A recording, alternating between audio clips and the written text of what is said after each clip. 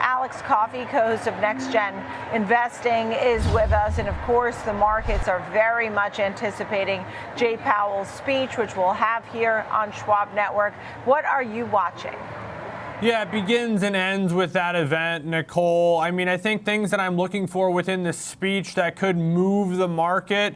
There's an expectation that Jerome Powell and his team are going to kind of lay out the framework from moving from a flexible average inflation targeting, sort of their willingness to allow things to be averaged out over time, meaning it doesn't need to be perfectly 2%, to a more fixed 2% inflation target.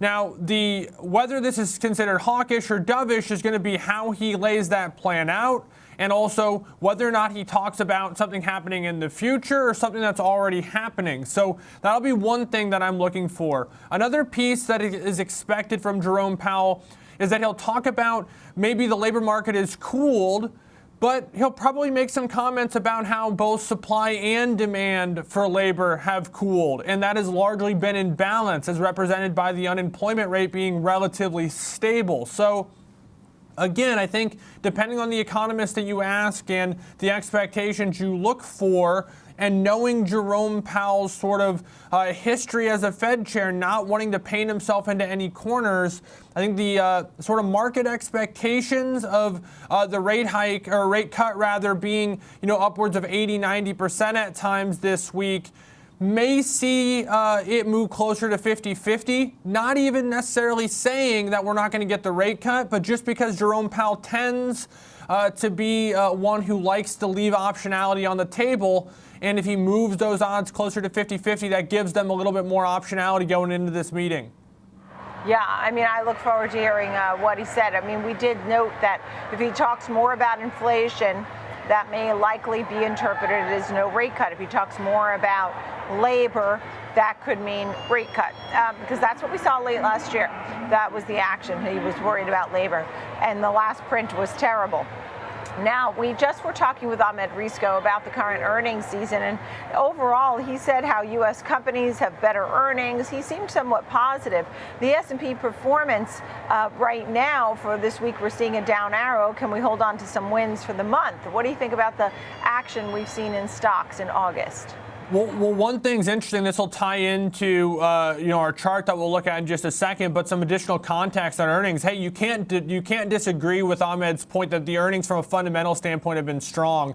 As of a couple days ago, when I checked, it was something like 82% of the S&P 500 names through about 92% of the companies reporting are beating expectations. The aggregate surprise rate, basically, if you figured out how much they're beating by, it's something about 8% or so for the aggregate. Aggregate earnings growth is 11% for the S&P 500, and the most powerful earnings name hasn't even reported yet in the case of NVIDIA, which of course is expected to grow tremendously. So that number is probably only going to go higher. But, and this is the really important piece, the aggregate price performance is net negative.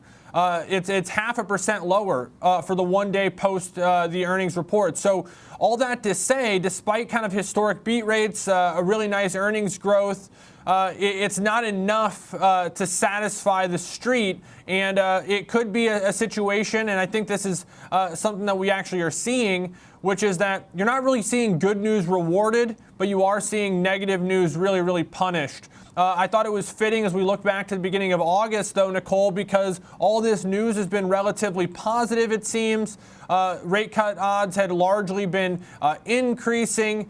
And we're kind of at the balance point for the month. We have seen a little bit of weakness, but I think this is also probably a relatively fair potential range for today. Of course, it's just a guideline, but a 250-point range, high to low, basically the entire month's worth of trade. If you do get a big surprise, one way or another, I think both that high end of this range and the low end of the range could be in play today.